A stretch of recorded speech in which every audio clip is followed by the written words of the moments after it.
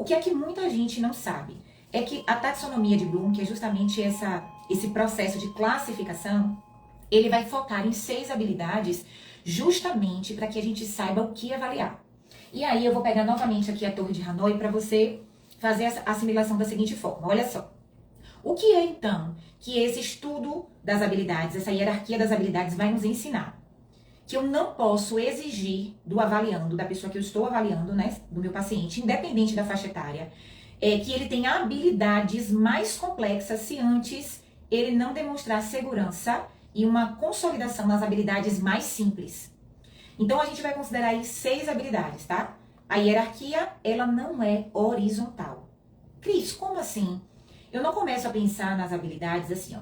Eu desenvolvo a memória, aí eu vou para a percepção, aí eu vou para o sistema atencional, aí eu vou para a coordenação motora. Ela não vai para o lado, não é horizontal. A hierarquia, ela é vertical, tá? E eu vou considerando sempre de baixo para cima. Por que que eu considero de baixo para cima nesse processo de classificação das habilidades? Porque é importante que essa pessoa que está sendo avaliada, ela consiga fazer o básico primeiro, para depois ela conseguir fazer o mais complexo. É como se esse simples fosse a base para o mais complexo, e a cada momento ele vai ficando com mais complexidade. É por isso que quando a gente pensa na BNCC, quando a gente pensa no currículo ali de cada escola, a gente entende que os conteúdos, eles vão numa crescente. Começa ali do processo de alfabetização, por exemplo, a leitura de pequenas palavras menores, né? Depois frases, depois textos mais complexos, depois novas tipologias textuais. Então a gente começa do mais simples e a gente parte para o mais complexo. Então a gente vai considerar aqui exatamente essa estrutura, tá? Vamos imaginar então qual é a base da habilidade. Peraí, gente, só um pouquinho. Tá um barulhinho aqui na clínica. Que a clínica tá em movimento, viu, minha gente, ó? O povo chegando. Mas vamos lá. Quando a gente vai pensar aqui nessa base, a gente vai pensar no seguinte. Cris, qual é a base, então, do processo ali para eu avaliar na clínica? E isso também, gente, considerem aí esse processo da etapa da intervenção, tá? Mas eu tô falando avaliação porque se você faz uma avaliação bem feita, a intervenção, ó, vai ser muito tranquila, porque o PDI ele é construído a partir dos achados da avaliação.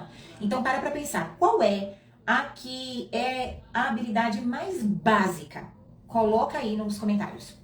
Deixa eu ver aí se vocês estão por dentro da hierarquia das habilidades. Qual é a habilidade mais básica que a gente precisa avaliar quando essa criança chega para a gente aplicar o protocolo, seja lá de 7, 8, 9 ou 10? Coloca aí nos comentários que eu quero ver. É a habilidade de memorizar. Por isso que quando a gente foca no processo de avaliação psicopedagógica, neuropsicopedagógica, a gente tem que considerar a memória operacional, que está ali paralelo, né, à memória de curto prazo. E aí, quanto mais conexões, âncoras cognitivas são criadas, mais essas habilidades vão sendo desenvolvidas. Então, por que a gente considera a memória? Anota aí que o que eu vou falar agora é importante. Preste atenção. Porque a memorização, gente, é a base. Se eu consigo memorizar, depois eu consigo assimilar e eu consigo produzir. Mas do nada, se você chegar assim para uma criança da alfabetização e disser assim para ela, do primeiro ano, né? Escreva aí um texto.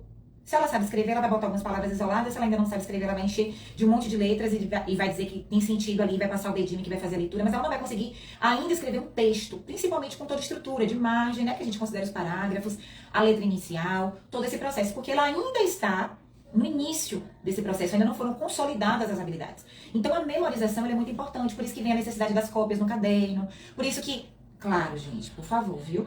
Não precisa também escrever 30 vezes a mesma palavra para que a criança consiga fazer assimilação, né?